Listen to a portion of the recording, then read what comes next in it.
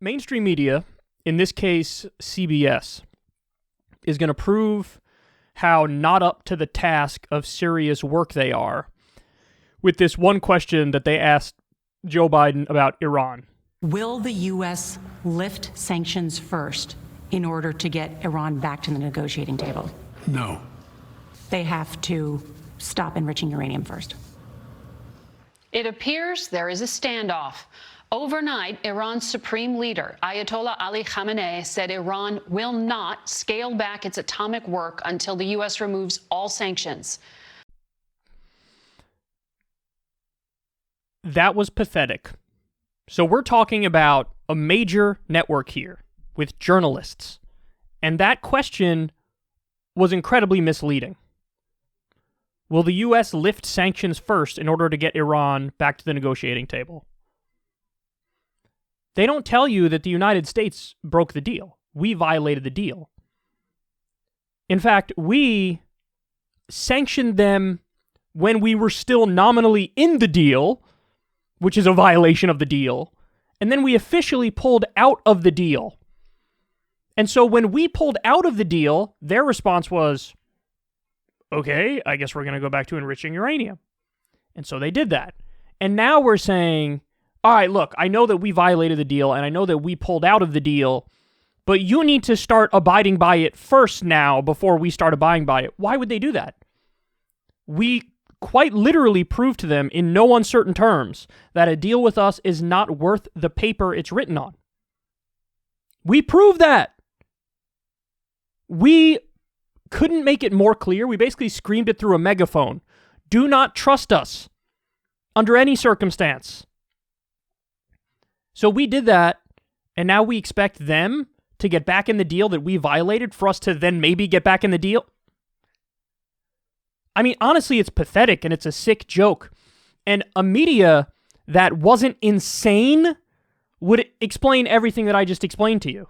But the media, it has a giant pro-establishment bias.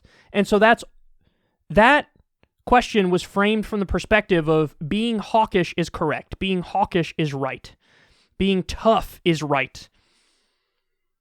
That's how that question was framed. But they don't even, it's just stupid. It is just stupid for us to violate the deal, us to pull out of the deal, and then now we're going to insist that they get back in the deal that we pulled out of when we already proved that we don't abide by our deals? What you need to do in a world that made sense is Biden on day one should have got back in the deal, and he should have issued a formal apology. Should have said, listen, we made a deal in good faith, and we had this one administration where this guy's insane, and he did the wrong thing, but I want you to know that the United States of America stands by our word.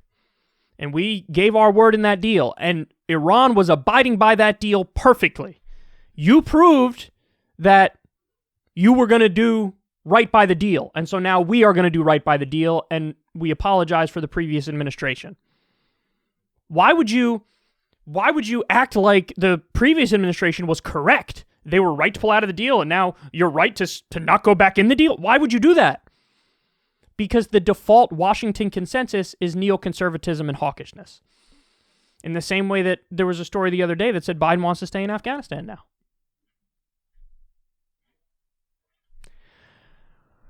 I mean, it's pathetic. It really is pathetic.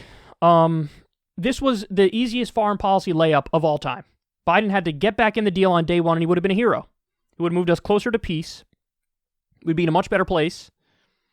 Instead, we're in as bad a place as we've ever been because he's doing the same thing Trump did. And the media is so pathetic, they don't give you basic context. They don't tell you the way events unfolded. That we violated the deal when we were in it, and then we pulled out of the deal. I mean, it's really something else. You know what this reminds me of? It reminds me of when Trump was trying to negotiate with Kim Jong-un, and Bolton went to the press and said, we're going to do the Libya model with them. For those of you who don't know, the Libya model is they give up their weapons, Gaddafi gives up his weapons, and then we topple him anyway. And so he was saying, yeah, we're going to do that with North Korea. So in other words, get North Korea to give up whatever weapons they have, and then we topple them anyway. we are the international bully. We are the world's sole superpower. We are the imperialist nation. We are not moral arbiters who are simply the world's policemen or whatever the fuck.